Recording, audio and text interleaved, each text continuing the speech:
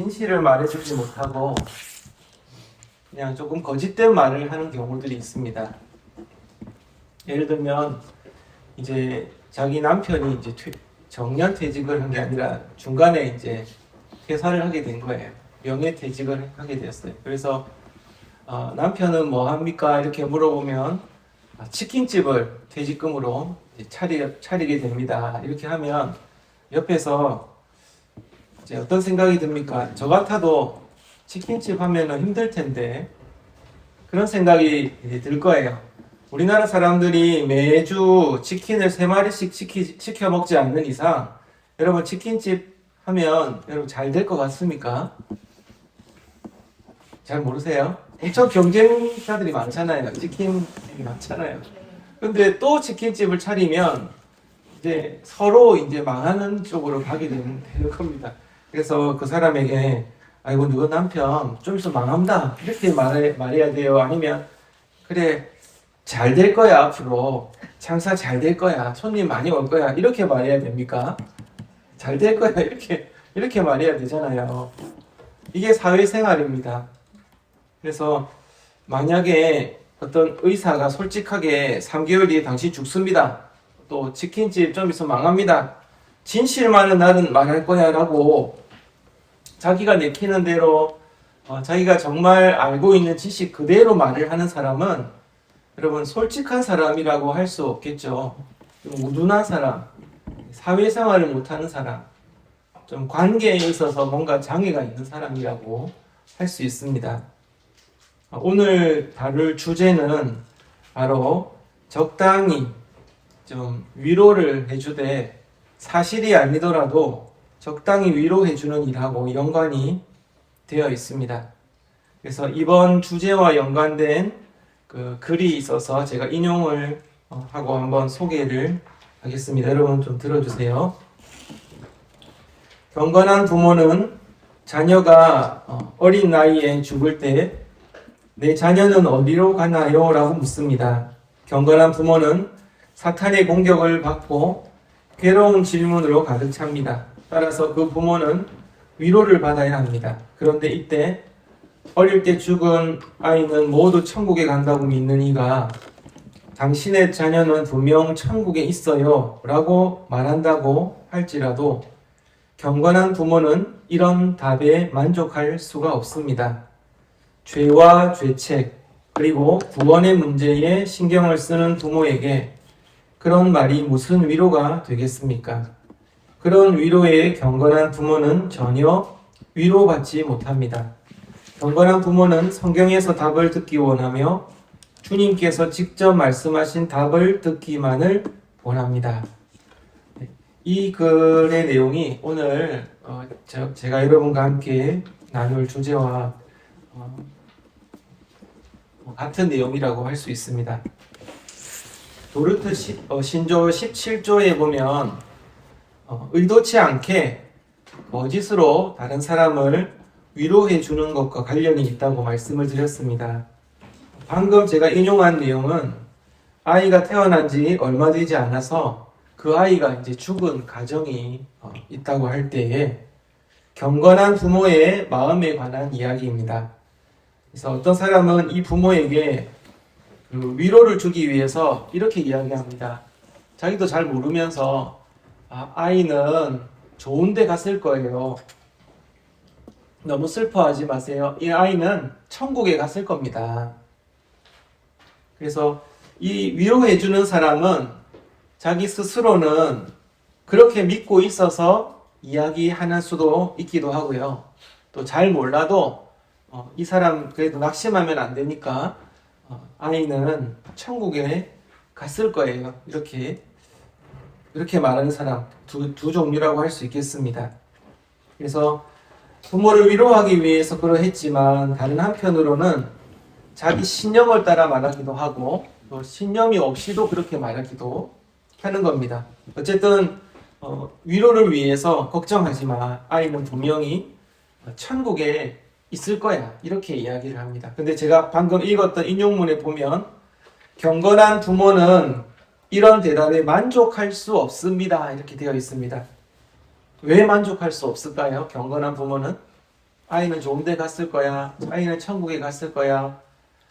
너희 장사 잘 될 거야. 이렇게 말하는 것처럼 그런 이야기를 들었을 때 위로가 안 됩니다. 왜 안 될까요? 왜냐하면 죄를 배웠기 때문입니다. 경건한 부모님은 교회에서 또 교리 공부를 하거나 또 설교 시간에 죄에 대해서 배웠기 때문입니다. 태어난 작은 아기까지도 의인으로 태어난다고 배워요? 아니면 죄인으로 태어난다고 배워요? 죄인으로 태어난다는 것을 알고 있기 때문입니다. 그래서 이들은 진실을 알기 원합니다. 우리 아이도 죄인으로 태어났는데 우리 아이가 일찍 죽었어요. 그럼 이 아이는 천국에 갈까 지옥에 갈까? 자기 귀에 듣기 좋은 이야기를 듣는다고 해서 이 부모가 만족하지 않는 이유는 아이도 분명히 죄인인데 그냥 내 주변에 와가지고 아이는 좋은 데 갔을 거야.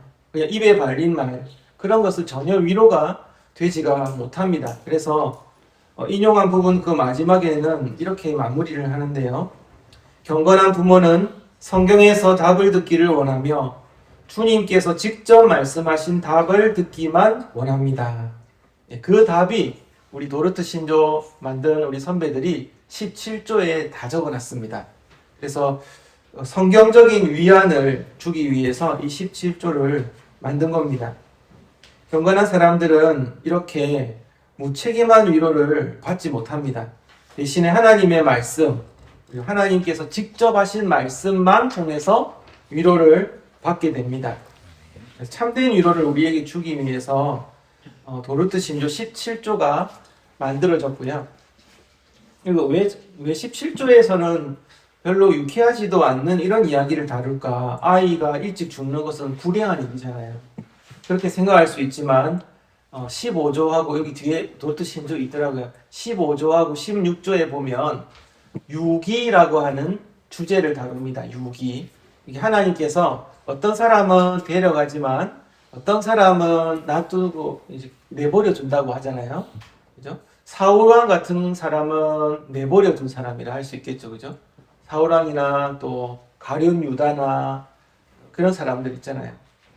그냥 예수님을 믿을 수 있는 기회가 있었고 하나님을 따를 수 있는 기회가 있었지만 끝끝내 회개하지 않는 사람, 그런 사람을 향해서 하나님이 유기하셨다, 내버려 두셨다라고 합니다. 그래서 15조와 16조에 보면 유기교리를 가르치는데요. 특히 16조에 보면 이제 이런 성도가 있는 거예요. 내가 지금 내 삶을 보면 내가 정말 구원받은 자 같이 안 보이는데 내가 과연 천국 갈 수 있을까? 그렇게 고민하는 사람들에게 16조에서 뭐라고 이야기하냐면 은혜의 방편인 말씀과 성례를 통해서 그걸 꼭 붙잡고 살다가 두려워하지 말아야 한다. 이런 말씀을 합니다. 하나님의 말씀을 꼭 붙잡고 계속해서 신앙생활을 하면서 두려워하지 말아라. 내가 하나님으로부터 버려졌다는 사실에 대해서 걱정하거나 두려워하지 말아라. 이렇게 위로를 하는 거예요. 하나님의 말씀을 믿고 따르고 신앙생활하는 그 자체가 유기되지 않는 거다라고 말씀합니다. 그래서 하나님께서 이 하나님의 백성을 유기하지 않고 은혜의 언약으로 선택하여서 계속해서 인도해 나가시는 가운데 두려운 마음이 생길 때에도 하나님께서 두려워하지 마 이렇게 이야기를 한다고 16조까지 정리를 합니다. 그 다음에 17조에서도 똑같은 내용입니다. 또 두려워하는 마음이 생기는 부모가 있습니다. 어린아이가 태어났는데 요즘에는 아이가 건강하게 잘 자라는 편이지만 옛날에는 일찍 죽는 경우들이 많았습니다. 아이가 죽은 성도들이 많을 거 아니에요? 그때 이제 그 아이의 부모에게 걱정이 있습니다. 그럴 때에 이 불안해하는 연약한 사람을 향해서 해주는 말씀이 바로 이 17조에 있는 내용입니다. 그래서 이 내용은 바로 이것입니다. 하나님께서 이 아이를 은혜의 언약으로 받으셨기 때문에 두려워하지 마라. 염려하지 마라. 이게 이제 17조 전체에 들어가는 내용입니다. 도르트 신조는 아르미니우스주의자들을 반박하기 위해서 만든 내용이라고 여러분도 들으신 적 있을 겁니다. 그래서 아르미니우스주의자들은 이 도르트 신조를 만든 선배들을 비난하기 시작합니다. 어떻게 비난하냐면 이 사람들은 자유의지를 중요하게 여깁니다. 그래서 아르미니우스주의자들은 자유의지를 중요하게 여기기 때문에 자유의지가 궁극적으로 인간의 구원을 결정한다라고 믿습니다. 그래서 내가 하나님을 믿기로 작정하고 내 의지로 하나님을 믿고 예수님을 영접하면 그 사람은 그 자유의지에 의해서 구원을 받는다라고 가르친 사람들입니다.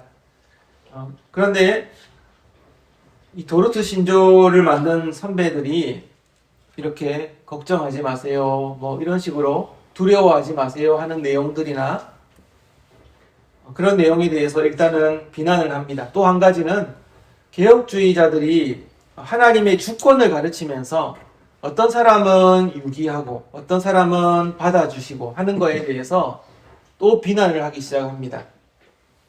왜 어떤 점에서 비난을 하냐면 하나님은 그러면 어떤 아이가 태어났는데 갑자기 걔가 죽어요. 그죠? 그런데 어떤 아이는 구원하고 어떤 아이는 지옥에 보내는 하나님의 주권을 말하는 이런 사람들은 잘못되고 있다고. 어떤 신이 아무 죄도 없이 죽은 아이들을 지옥에 던지냐 말이냐 하면서 개혁주의 선배를 비난했습니다. 그래서 아르미니우스주의자들이 말하는 요지는 이겁니다. 이제 구원은 인간의 자유의지에 의해서 결정된다. 그런데 어린아이는 아직 자기가 자유의지를 가지고 뭔가 할 수가 없어요. 그래서 자유의지가 잘 없는 어린아이가 일찍 죽잖아요. 그러면 하나님께서 그 아이를 보시면서 하나님은 선하시기 때문에 모두 다 천국으로 보낸다. 이렇게 믿는 사람들입니다. 여러분들 어떻게 생각하세요? 아르미니스주의자들의 말이 좀 맞는 것 같습니까? 예? 아니죠. 아르미니스주의자들은 이제 왜 이렇게 이야기를 하는지 논리적으로는 좀 이해가 됩니다. 그래서 하나님은 선하시잖아요. 그런데 어린아이는 하나님을 선택할 수 있는 자유의지도 없고 그래서 아이가 태어났는데 일찍 죽어요. 그럼 하나님은 선하신 분이기 때문에 이 아이를 전부 다 천국에 데리고 가고 싶은 거예요. 그래서 하나님은 선하시기 때문에 어려서 죽은 아이를 모두 다 천국으로 데리고 갈 것이라고 유추를 한 것입니다. 그래서 아르미니스주의자들에게 없는 것은 뭐냐면 유추만 있을 뿐 말씀이 없어요. 하나님께서 이 아이를 천국에 다 데리고 가겠다라고 하는 근거가 되는 말씀은 없고 그냥 이렇게 생각을 해보니까 하나님은 선하시고 좋으신 분이니까 어린아이니까 아직 뭐 이렇게 뭘 선택하거나 이렇게 하지 못하잖아요. 그러니까 이 아이들은 다 봐준다는 거예요. 다 천국에 데리고 갈 것이다. 그래서 성경에서 죄를 배운 부모에게 있어서 자유의지가 없는 아이가 무조건 천국에 간다. 이렇게 하는 이야기를 들으면 좋은 게 좋은 거야 라고 들릴 겁니다. 장사하면 잘 될 거야. 노력하면 암도 고칠 수 있을 거야. 어쨌든지 좋은 데 갈 거야. 어쨌든지 이 아이는 천국에 갈 거야로 들린다는 말입니다. 성경을 배운 부모에게는 이런 무책임한 말이 아무런 위로가 되지 않습니다. 그래서 경건한 부모는 얄팍한 위로보다는 진실을 알기 원했습니다. 그래서 오늘 신조의 내용을 보면 우선 우리 아까 읽었던 그 유인물 이제 보시는 대로 우리 신자의 자녀가 거룩한 이유가 본성에 의해서가 아니고 무엇이라고 말씀합니까? 부모와 함께 참여하는 은혜 언약에 의하여 거룩하다 이렇게 선언합니다. 이게 핵심입니다. 이게 답니다. 사실은.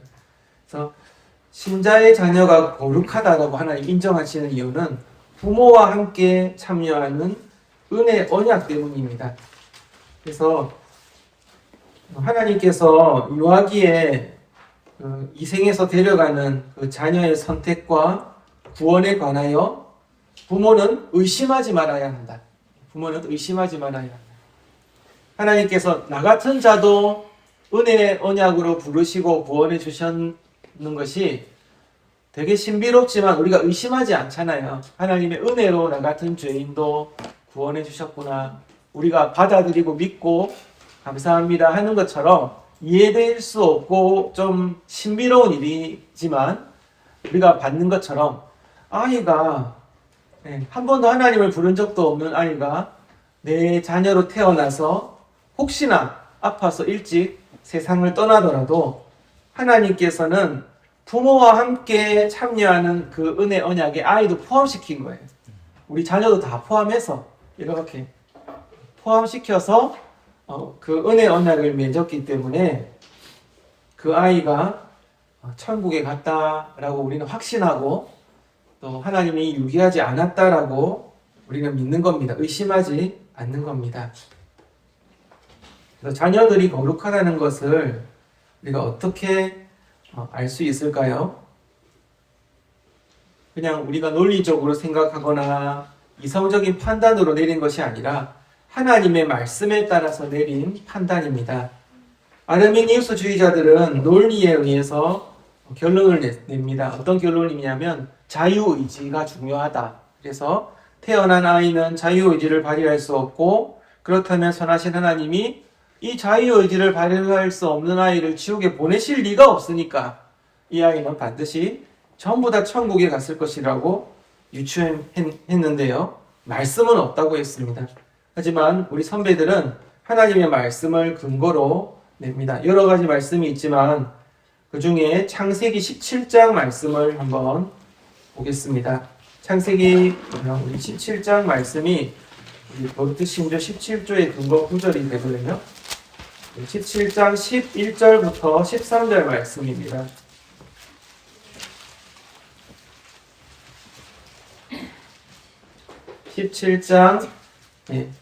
창세기 17장 11절부터 13절까지인데요. 제가 한 절 읽고 여러분 한 절 다 같이 13절 읽습니다. 11절 너희는 폭피를 배워라. 이것이 나와 너희 사이의 언약의 표징이니라. 너는 남자의 집에서 난 자라 꼭 너희 자손이 아니요 이방 사람에게서 돈으로 산 자는 물론이고 남지 8일 만에 할례를 받을 것이다. 다 같이 너희 집에서 난 자든지 너희 돈으로 센 할례를 똑받아야 하니 이 언약이 너희 사이에 있어 영원히. 아멘. 이 창세기 17장 11절 이후에 보면요, 이제 할례를 하라고 말씀하는데 하나님께서 아브라함하고 이렇게 언약을 맺잖아요. 그런데 직접 신앙 고백을 하는 아브라함 말고 그 아브라함의 자손들, 난지 8일만 된 아이들도 다 하나님의 은혜의 언약의 표징인 할례를 받아야 한다라고 말씀합니다.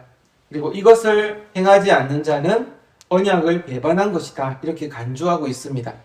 그래서 이 명령 이후에 아브라함의 집이 모두 할례를 받습니다. 어른들뿐만 아니라 당시 13세였던 이스마엘도 할례를 받았고요. 나중에 태어난 이삭도 할례를 받습니다. 그래서 아브라함과 그의 자손이 은혜의 언약의 표인 할례를 받은 결정적인 그 이유는요, 하나님의 그 은혜 언약이 아브라함이나 또 신앙을 고백할 수 있는 다 큰 어른들, 그 사람들의 신앙을 듣고 은혜의 언약을 맺은 것이 아닙니다. 그 사람들의 신앙에게 절대적으로 달려있지 않았기 때문에 이 할례라는 것은요, 하나님 먼저 이렇게 은혜 언약을 베풀기로 하면 그 사람과 그 자녀와 그 딸린 모든 식구들까지도 이 은혜 언약 안에 전부 다 포함시키는 것이었습니다.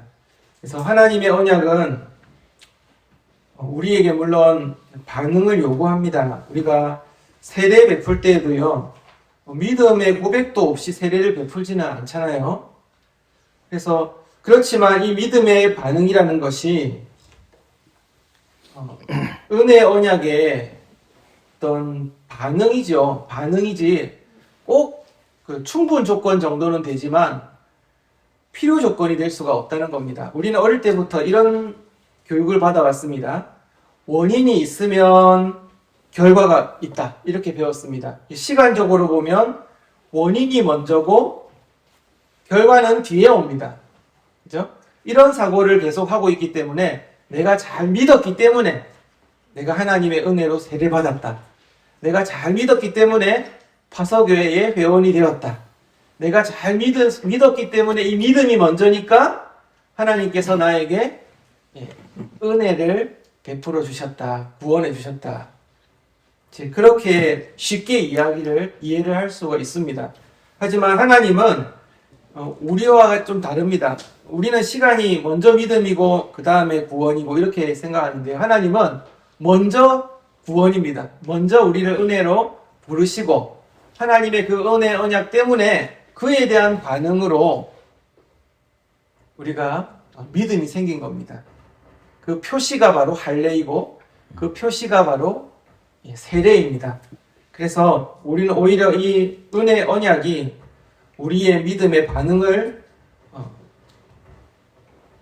주기 때문에 사실은 오직 하나님의 은혜 때문에 우리가 지금 믿고 있는 것이고 하나님의 은혜 때문에 우리 아이도 나를 구원해 주신 하나님의 은혜가 우리 아이에게까지도 다 포함되어 있다라고 이렇게 이해할 수 있겠습니다.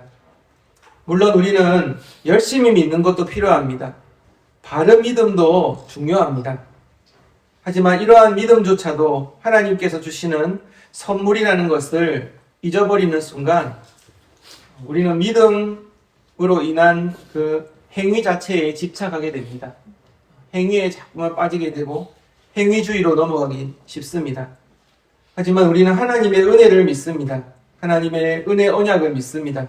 그러므로 우리는 이 언약 때문에 어려서 비록 믿음을 고백하지 못하더라도 자기 백성으로 받아주시는 그 하나님을 의심하지 않고 아멘으로 받아들입니다. 우리는 아이들이 바른 신앙 고백을 가지고 있지 않음에도 불구하고 하나님께서 아무 조건 없이 하나님의 언약 안에 나를 받아주셨다는 것을 믿기 때문에 우리 아이도 하나님이 받아주셨다라고 믿고 의심하지 않는 것입니다. 그래서 창세기 17장의 할례 제도는 하나님의 은혜가 우리의 자녀들에게 조건 없이 주어진다는 것을 보여주는 훌륭한 제도입니다. 그리고 우리 유아 세례 받으신 분 계세요? 혹시 유아 세례 받으신 분 있죠? 바로 이 할례가 유아 세례의 근간이 되는 제도입니다. 그래서 우리는 이를 통해서 신자들이 태어나자마자 하나님의 백성으로 받아졌다는 것을 수긍하는 것입니다. 여러분 자신을 보고 저 자신을 봐도 이런 생각이 들 때가 있습니다. 나같이 정말 부족하고 흠이 많고 모난 나를 왜 하나님은 사랑해 주셔서 하나님의 자녀로 삼아 주셨을까? 그것이 신비에 속한 것처럼 우리 아이들이 아무런 판단 능력도 없고 교회에 와가지고 이렇게 기도도 한 번도 한 적도 없는데도 나와 똑같이 내 자녀를 받아들여 주셨다는 사실은 참 신비롭고 감사한 하나님의 은혜입니다. 우리는 이 사실을 믿고 받아들이기 때문에 우리 자녀가 태어났을 때에 불신자 한 사람이 태어났다 이렇게 생각하지 않습니다. 제가 이제 청년부 때 부장 집사님이 저희들 밥을 사준 적이 있습니다. 밥을 사주면서 자기는 딸이 둘이 있는데 유아 세례를 받지 않았다고 말합니다. 왜 유아 세례를 베풀지 않았냐면 그 아이가 아직 자기 스스로 신앙 고백도 하지 않았는데 그냥 무조건 그 아이에게 유아 세례를 주는 것은 맞지 않다라고 이야기를 했습니다. 저는 잘 몰라가지고 그럴 수도 있겠구나 이렇게 이제 생각하고 지나갔는데요. 그분은 하나님의 은혜에 대해서 잘 모르는 분이라는 것을 나중에 알게 되었습니다. 성경은 분명하게 말씀합니다. 여러분 한번 찾아볼까요? 시편 127편 3절입니다. 시편 127편 3절.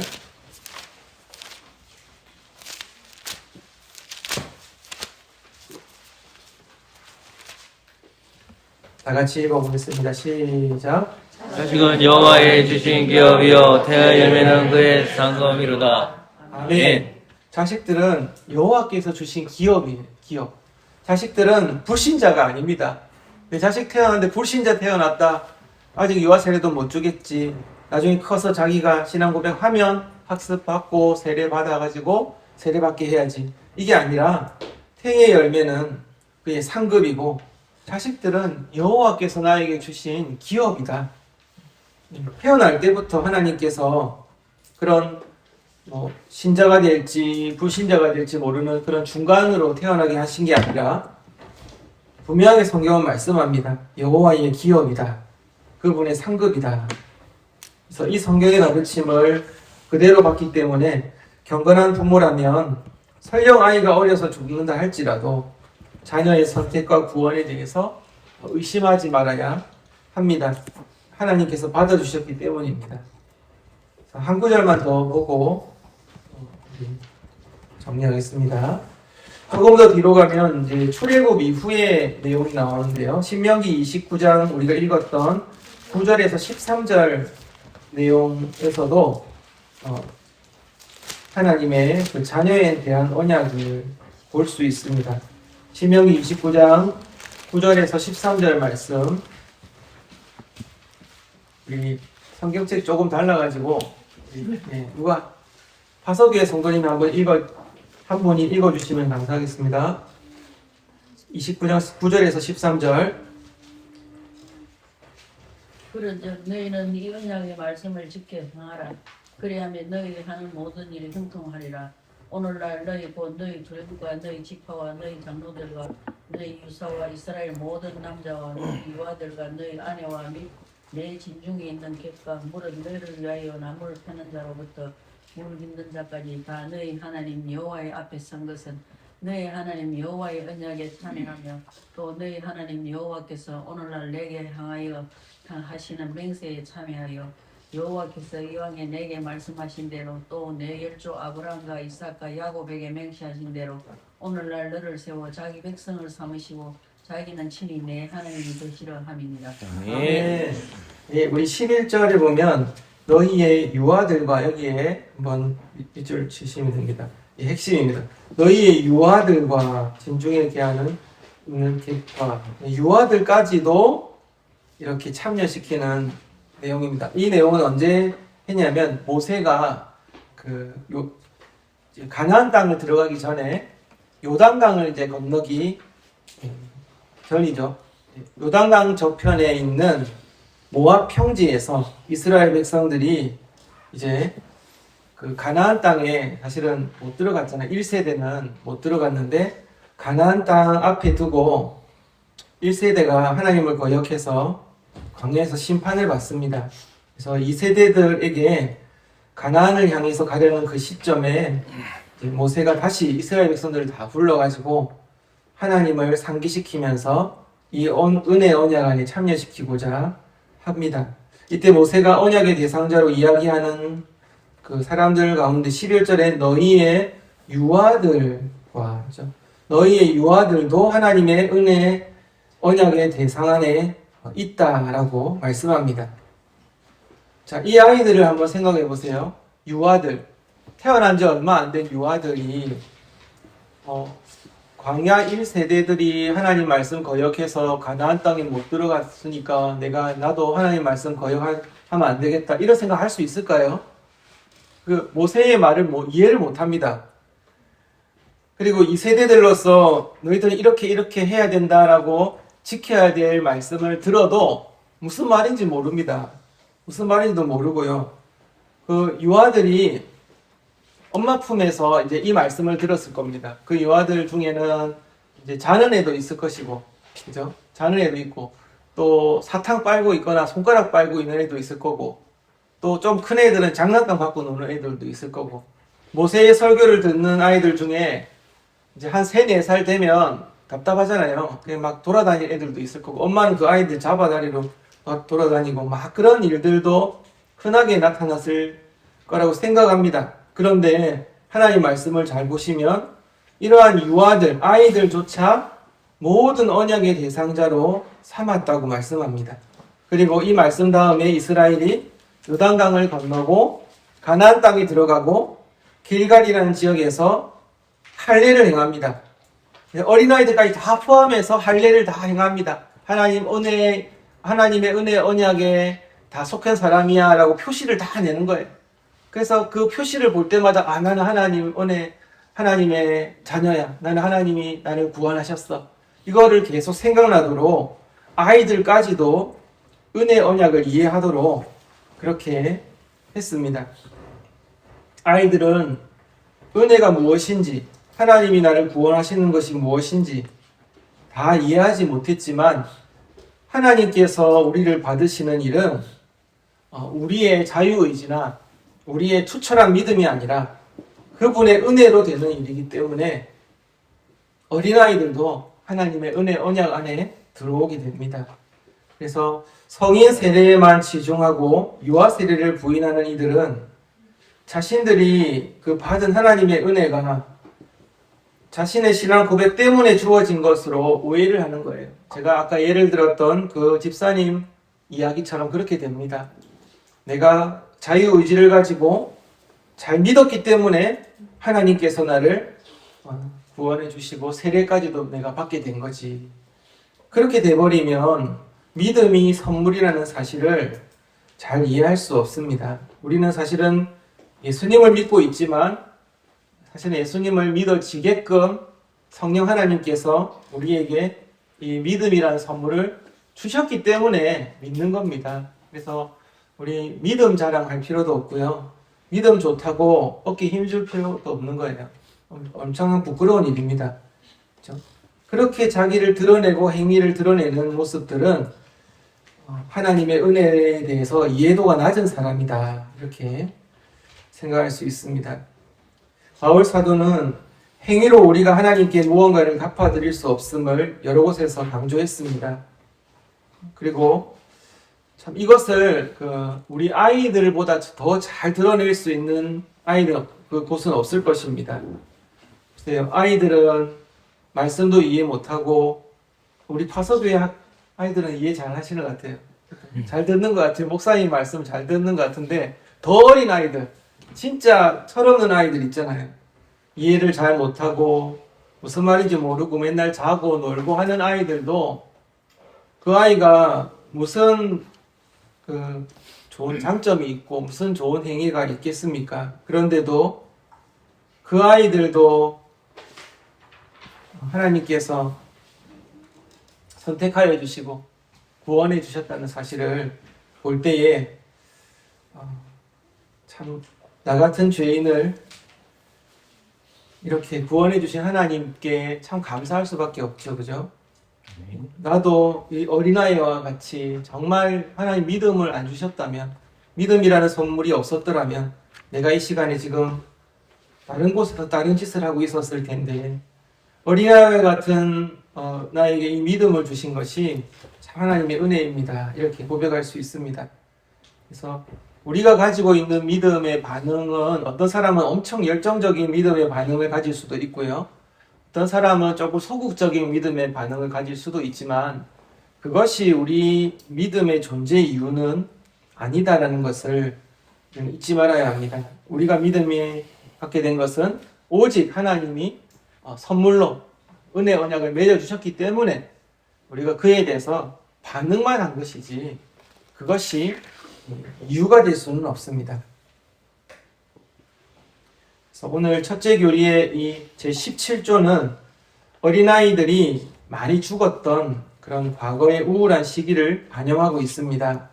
이때는 전쟁이나 전염병 등으로 아이들이 많이 죽던 때였습니다. 저희 부모님 세대만 해도 위에 형제들이 일찍 돌아가신 분들이 몇 명씩 다 되더라고요. 그런데 오늘날 같은 경우에는 어린 자녀들이 천국에 좀 일찍 가는 경우들이 많이 없기 때문에 천국에 들어가는 것이 좀 유아가 죽고 나서 그 아이가 천국에 들어갈지 고민하는 것은 좀 현실적인 문제가 아닌 때가 참 많습니다.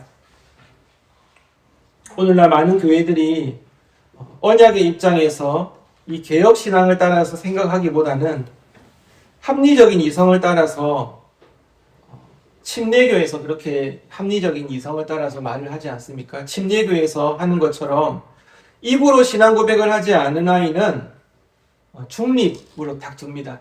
우리 가정의 아이가 태어났다 할지라도 자기 입으로 신앙을 고백하지 않았다면 이 아이가 불신자로 이제 생각하는 거예요. 불신자를 키우는 그런 생각을 하면서 사는 사람들이 많습니다. 그러나 성경은 그렇게 가르치지 않습니다. 하나님은 언약 백성들을 받으실 때에 그들의 자녀들도 함께 받으셨습니다. 하나님의 언약은 대대로 계승되는 것입니다. 그리고 부모가 받은 언약은 자녀들에게 여전히 효력 있게 작동됩니다. 그래서 여러분들 혹시 이런 걱정 하신 적 있습니까? 우리 아이가 예배 시간에 자꾸 졸고 또 엄마 말씀도 안 듣고 또 혹시나 나쁜 친구 만나가지고 나중에 독립하면 교회도 떠나고 시한폭탄처럼 하나님으로부터 이탈해가지고 불신자가 되면 어떡하지 하는 걱정을 혹시 해보신 적 있습니까?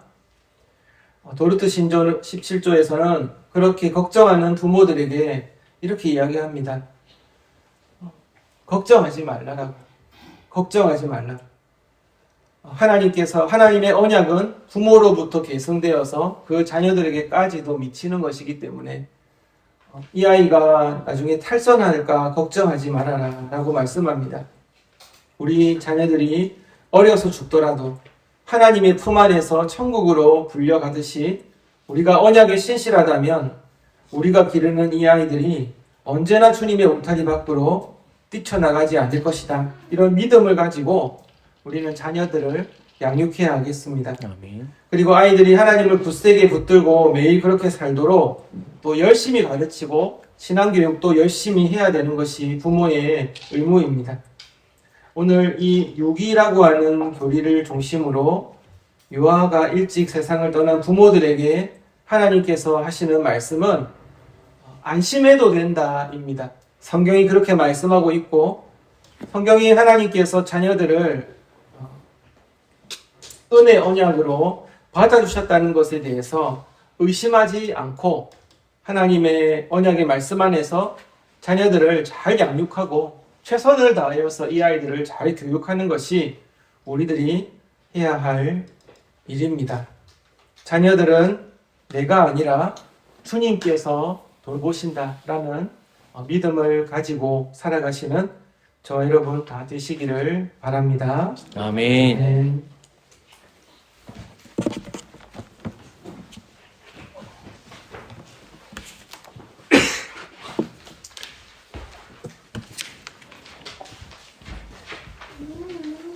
직전 사장직 들었던 14페이지 하나님을 위해 지나가 보시면 좋겠다.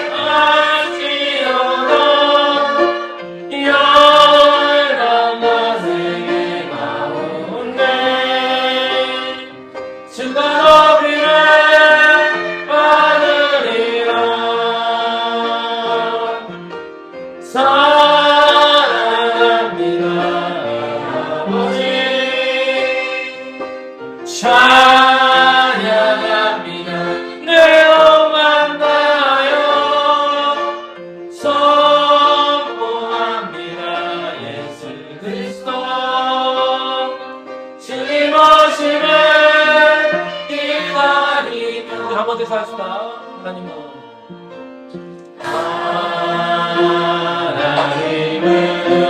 위에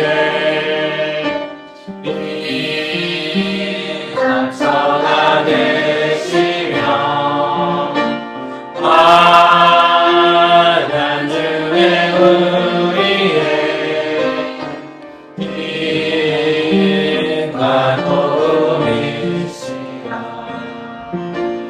너희는 가만히 있어 주는 대발지어라. 열방과 세계 가운데 주가 너희를 받으리라. 사랑합니다 아버지. 찬양합니다 내용 만나요. 선포합니다 예수 그리스도. 주님 오시면 기다리며. 두 가지 정도 중성으로 같이 좀 꾸며주면 좋겠습니다. 피아노 반주 좀 해주시고요.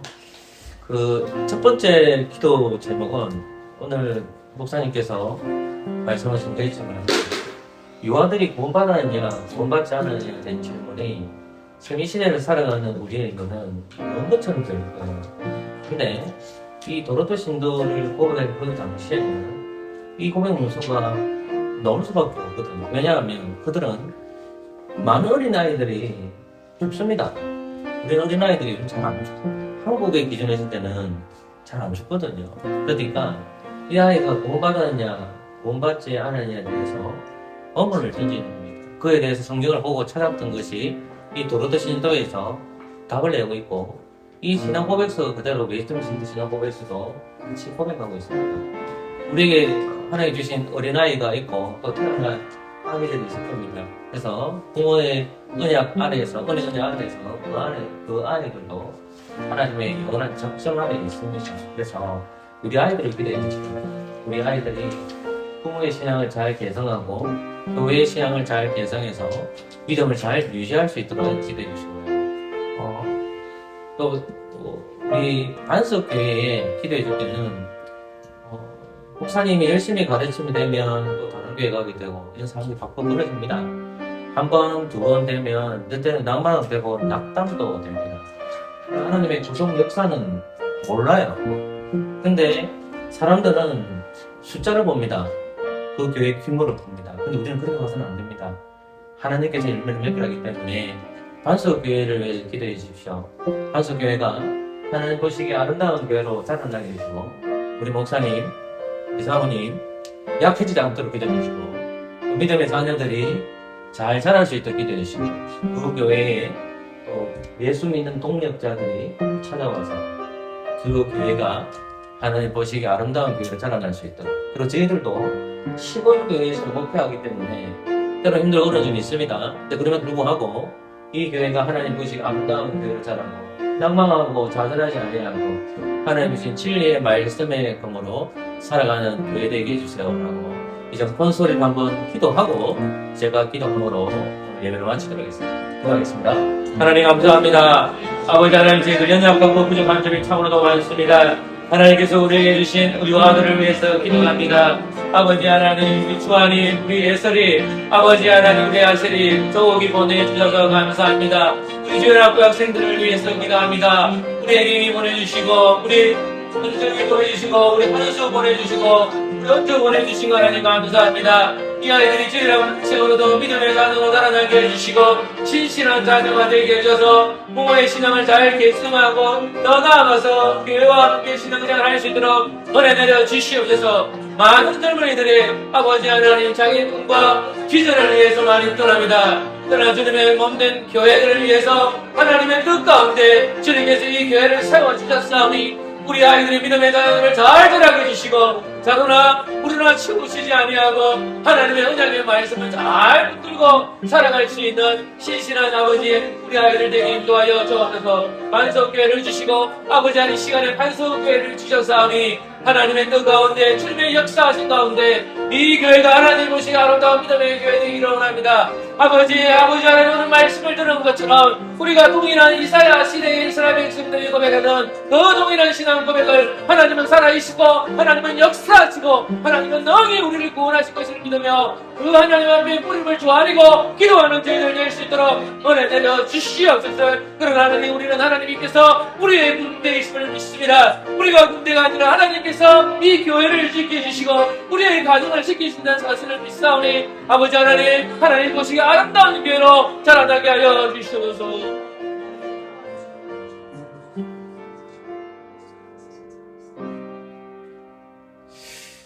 하나님 감사합니다. 우리가 오전부터 오후에 하나님 앞에 예배드리고 함께 식사하게 해주신 하나님 감사합니다. 처음 만날 때는 어색하지만 자주 이런 만남을 갖게 해주시고 한 하나님 안에서 한 성령 안에서 한 하나님을 고백하게 해주시고 우리가 같은 신앙 고백에서 밀양과 마산에서 교회를 세워갑니다. 교회를 세우는 것이 때때로 힘들고 어려움을 고백합니다. 이사야 시대에 하나님께서 이사야에게 말씀을 주셔서 이스라엘 백성들이 동일한 신앙을 고백하고 살아계신 하나님을 믿는 것과 또한 하나님께서 자신의 집과 자신의 구약 교회를 지키는 용사이신 하나님을 믿는 것처럼 우리 또한 그런 신앙 고백이 있게 하여 주시옵소서. 하나님의 말씀은 힘이 있다. 하나님의 말씀은 역사한다. 하나님의 말씀은 능력이 있다. 우리는 끊임없이 외칩니다. 그러나 우리의 마음 한가운데에는 마치 그러나 재력이 중요하고 숫자가 중요하고